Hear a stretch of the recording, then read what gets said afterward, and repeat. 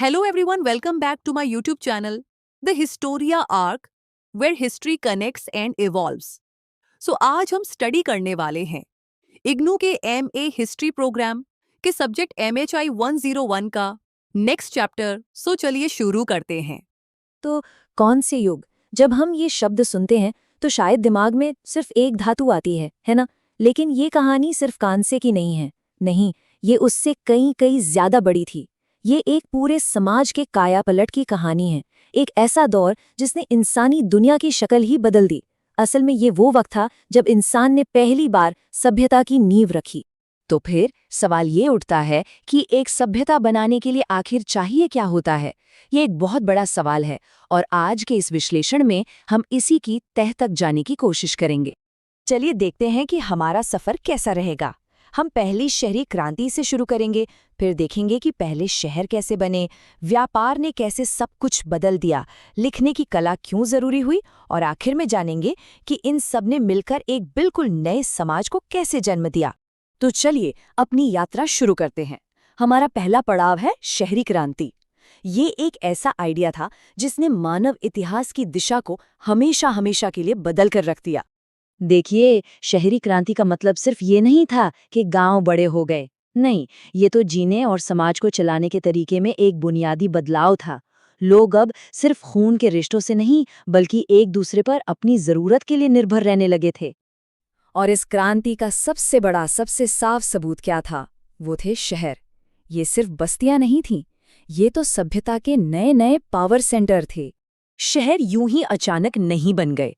इसके लिए कई चीजों का एक साथ आना बहुत जरूरी था। जैसे इतना ज्यादा अनाज कि जो लोग खेती नहीं करते उनका भी पेट भर सके। भारी सामान ढोने के लिए ट्रांसपोर्टेशन चाहिए था।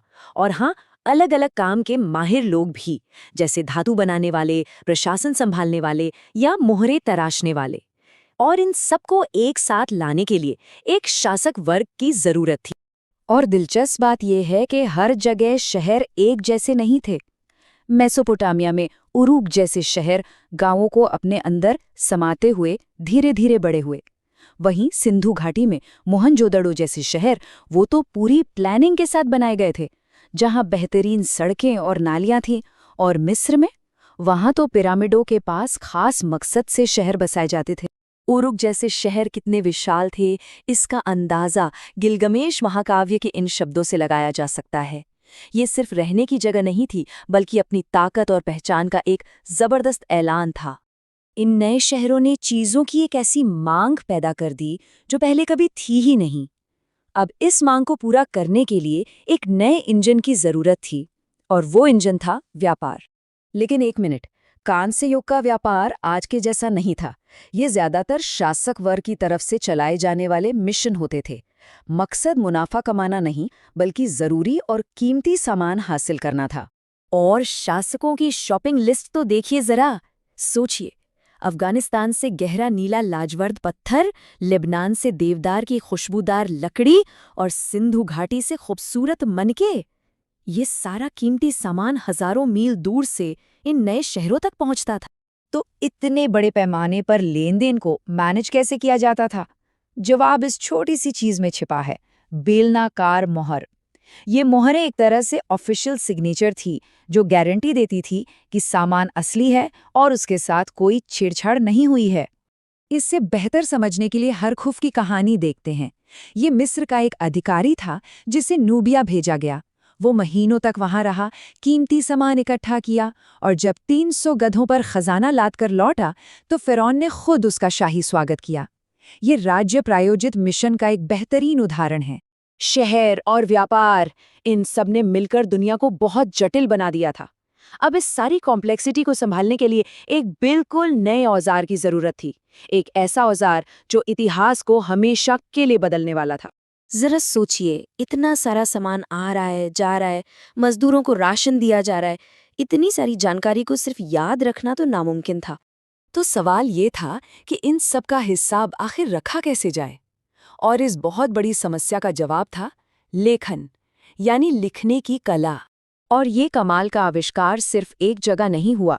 मिस्र में चित्रलिपि यानी हीरोग्लिफ्स विकसित हुए तो सिंधु घाटी में मोहरों पर रहस्यमयी चिन्ह मिले। अलग अलग सभ्यताओं ने अपनी ज़रूरत के हिसाब से जानकारी को रिकॉर्ड करने के अपने अपने अनोखे तरीके खोज निकाले। शुरुआती लिखाई आज की तरह आवाज़ पर आधारित नहीं थी।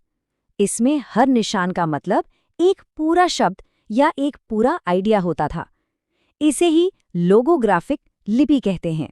ये सारे बदलाव, शहर, व्यापार, लेखन, इन सब ने मिलकर समाज की पूरी बनावट को ही बदल डाला।